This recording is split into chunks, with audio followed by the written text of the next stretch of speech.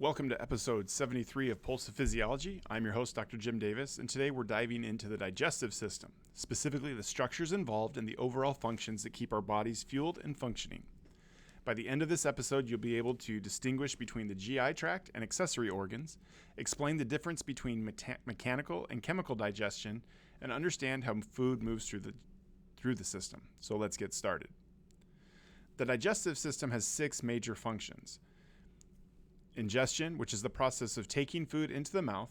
Propulsion, which moves food through the GI tract, and this includes swallowing and peristalsis, which is the rhythmic contraction of smooth muscle. Mechanical digestion, which is the physical breakdown of food into small pieces, and this begins in the mouth with chewing and continues in the stomach with mixing and churning. Next, we have chemical digestion, and this is where food is broken down using enzymes. This begins in the mouth with salivary amylase, continues in the stomach with pepsin, and completes in the small intestine with enzymes from the pancreas and intestinal lining. Then there's absorption, which is moving nutrients from GI tract into the blood or lymph, and most absorption occurs in the small intestine. And then finally there's defecation, which is the elimination of indigestible substances known as feces.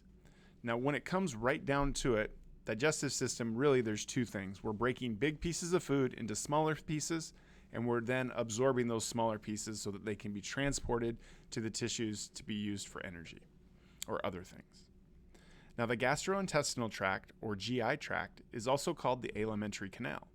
It is a continuous muscular tube that runs from the mouth to the anus, and it includes the mouth, pharynx, esophagus, stomach, small intestine, large intestine, and anus. Accessory digestive organs are organs that support digestion but are not part of the tube itself.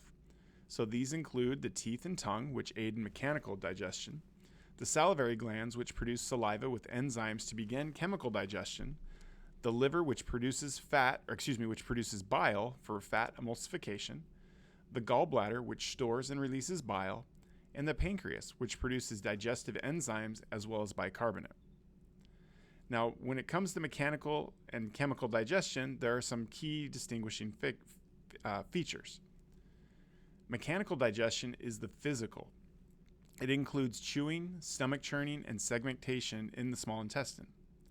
Chemical digestion involves enzymes breaking macromolecules into absorbable units. For example, carbohydrates are broken down into simple sugars, proteins are broken down into amino acids, and fats are broken down into fatty acids and glycerol. Now, food moves throughout the digestive system via several types of movement, including swallowing, which is a voluntary, then involuntary process, peristalsis, which is a wave-like muscular contraction that propels contents forward, and segmentation, which is a back and forth motion that mixes chyme while also propelling food forward. Peristalsis and segmentation are controlled by the enteric nervous system, which we'll discuss in a future episode. So let's wrap up with 3 key takeaways. The digestive system carries out ingestion, propulsion, digestion, absorption, and defecation.